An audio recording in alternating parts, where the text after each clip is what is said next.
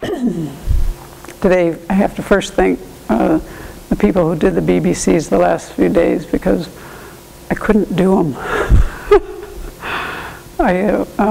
So this is, I guess, a current events BBC. I had listened to, I don't get a lot of news. I do get most of my news from talking to people, and then a little from the radio, and just a little from the internet. But I don't spend a lot of time with the news. But when but I like the radio news because it's so immediate, and I get a real sense of a person's perspective more than I do any other way.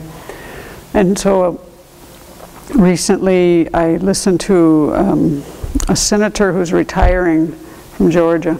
I'm sorry, I don't remember his name, but he's been there for 20 years, and he has been on the, I don't know the name of the committee, but the one where you get all of the information about what's really happening in the world at the same level that the president gets it, and as well as he's Republican, and he's good friends with Dianne Feinstein, who's also on that committee. So he seems quite open-minded. I really enjoyed listening to him. But after listening to him, I was upset for days about the current events of the world. And I don't read a lot of news, but I see the headlines, and it just is, I don't know, it was just so heavy in my heart.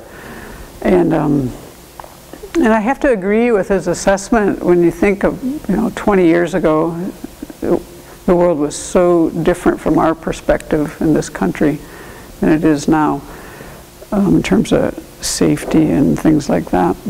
And I don't think that was probably everybody's perspective, but it was certainly the perspective in our country. And so, so what do we do with this? That feeling that comes in where you kind of feel a little bit immobilized by the news. That's what I was waiting till I figured out.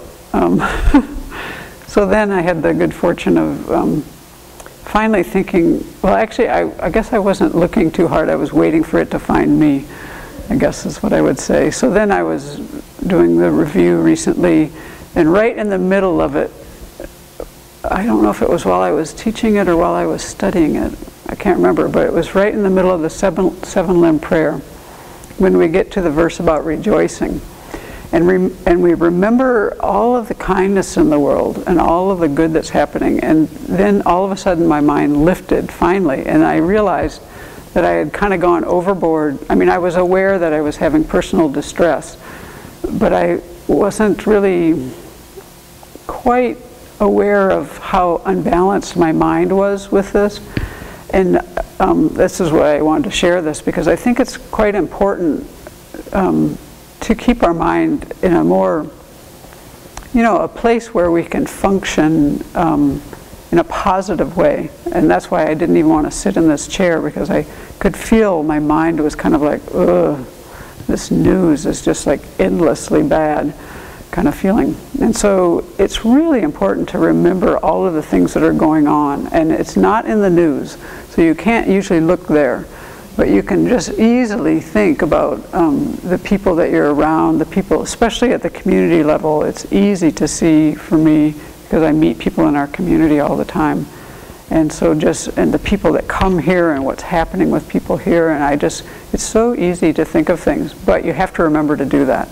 So that's why I'm here today, just to share, when you start getting bogged down with these kind of world events or whatever they are, remember the kindness of others, and remember all of the good things that people are doing in the world. And they may be small little things, but it's amazing how those things add up. And I remember so clearly when I was in college, one of my professors was from Germany, and he came over here in the early 50s. So it was a very turbulent time. And I always remember him thinking, he just had this view that certain things would never change. And he never talked about much of his personal life. He just taught us very well. always stuck to the task. But he did say, I knew a couple times from what he said, that he never thought certain things in the world would change. He never thought apartheid would end in South Africa. And I can't remember what year this was. What year did the wall fall in? 1989. Yeah, so it was before then that I knew him. Yeah, I think he never thought that was going to change either, those two things. And poof, those things both change. So you have to keep some level of optimism going no matter what. So please find that little part that lifts your mind up and remember it when you feel yourself sinking.